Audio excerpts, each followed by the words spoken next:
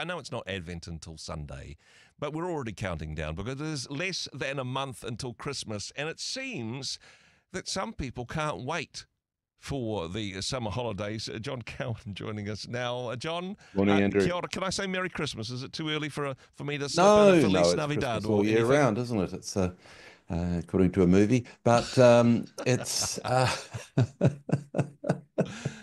no. I've already heard Christmas carols being played Oh, in the shopping malls, yeah. and I've seen Christmas trees up and around. There's even a person just up the road who's got a Christmas tree mounted outside on the berm on their, Oh, nice.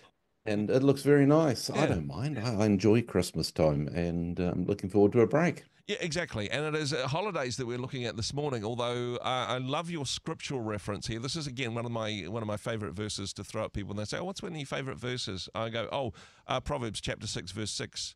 Very wise. You know, a lot of wisdom in that particular verse, which basically, and I love the translation, which says, 'Go to the ant, you sluggard.'" Yes. Oh, Sluggard is a yes. very It's a word that underused. needs to be a little bit more used. Let us It go to the does. end, you sluggard. Good T-shirt verse, I reckon. I think it'll be fantastic. Yeah. So, But but what can we learn from the ant when it applies to summer holidays, John? well, I think the flip side of the teaching of Scripture, which is, but then consider the lilies. Oh, yes. Consider the lilies. And I'm not one to talk much about other people's sin. I've got too much going on in my own life to be able to point the finger very successfully at other people's sin. But I'm aware of this very dangerous sin that your listeners may be may need to be chided on, Yeah. and that is failing to rest. I Mm. mean, it was God's example in creation and carved in the stone at Mount Sinai, but it's also written into our biology and our psychology the need to rest. Not just a weekly pause, but the whole year needs to be punctuated with holidays. Yeah. Your body, your mind, your family, your society. You need to step back from the workbench, turn off your computer, set aside your to-do list, put a closed sign up, and relax. And yet the odd thing is, if you start to preach this message, it's you that's made to feel like the dangerous heretic. You sluggard. Uh, yeah, you. I can remember as part of a radio program, we were calling around people, asking them what they were going to be doing over the summer holidays, and we talked to a famous mayor of a famous city within New Zealand. And he said, "Oh, I don't take Christmas off. I don't take any holidays. I don't take breaks." And he was proud of it. Wow. But I reckon we need to be as proud of ashamed of our workaholism as we are of our alcoholism. Hmm. I mean, it's something that we're commanded to do.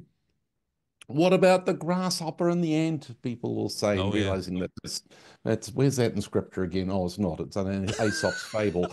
But and I'm not saying that you shouldn't work and work hard Yeah. and save. There's a wisdom and a virtue in that. But I'm just talking about being prudent with your resources, a wise steward of the gifts that you're given. And surely one of the greatest gifts you have is life itself.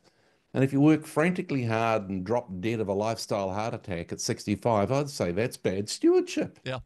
Oh, I haven't got time to take holidays. I've got to work in the business. Well, yes, work hard, neglect your spouse, and end up giving half of that business to a woman you no longer like anymore in the Wow. divorce settlement. Yeah. Where's the stewardship in that? Mm. I don't think that's a prudent use of your time.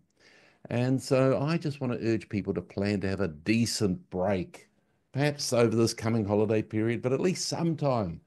Um, I speak this from my own personal experience because I can recall as a younger man with younger kids going on a 2 week vacation. Oh, And it sticks in my mind because I had never, ever taken 2 weeks off to do nothing. wow. Holidays were always when I'd have to go and help it out at camps or work at a holiday job or do courses or embark on frantic non-stop traveling. So you know, holidays was something that you got so busy at, you needed to go back to work to rest from. Yeah. So I can remember halfway through the second week of us sitting on a beach, doing nothing more than swimming or making sandcastles with the kids, and this weird sensation started to crawl over me. And I don't think I'd ever experienced it before in my adult life. And it was relaxation. And it's got to be good for you. I'm sure it was, but it was so novel, this idea of, and it wasn't until the second week that this started to happen. So it's easy to convince yourself that you don't have time for breaks. Yep. You don't have the budget, you don't have the time. However, and perhaps those of you that lean too hard on your to-do lists and are a bit frantic need to listen to this.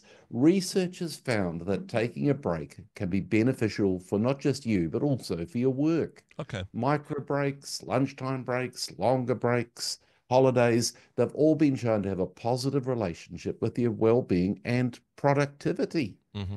By taking breaks, you boost your performance. Taking regular holidays can enhance your productivity. So even if you're doing it just out of pure greed, you can justify that holiday. Yeah. A research by Slack. Who was Slack, Andrew? I think he sounds like a sluggard, doesn't he? Sounds like a sluggard, doesn't it? I was surprised to see this research was by Slack, but I think it's some type of business software, isn't it? Yeah. They found that employees who take breaks have a 13% higher productivity. Wow. So that means that, if you take your weekends and go home at 5 o'clock and everything like that, it's like you're working an extra day every fortnight in productivity terms, ahead of those people that are working through the weekends and working late hours. My goodness. Get that. Work more and achieve less. That's it sounds counterintuitive, but it's the what people have found. It does sound like trickery, doesn't it? Yeah. Yeah. They've also found that people who take breaks are more accurate, they make less mistakes, and people are more creative and better at problem solving when they take holidays. So that's my soapbox spiel for this morning. Get a break. Yeah. Because you want to achieve more, because you want to get ahead in life, take those breaks. And I think think the lesson from the ant as well, to go back to the ant, because honestly, I think the ant is given a bit of a rough ride on this one. They work hard during a certain season so that they've got the surplus so that they can go on holiday and turn up at your picnics. To be fair, there's some people that said the ants get their money by pinching it from you because they're raiding your larders and things. There's a lovely alternative to the grasshopper and ant story, where the ant turns away the grasshopper and says, "Go and dance," and then the ant is hit by misfortune and all its stored up food is destroyed by rain and things. So it goes to the bee.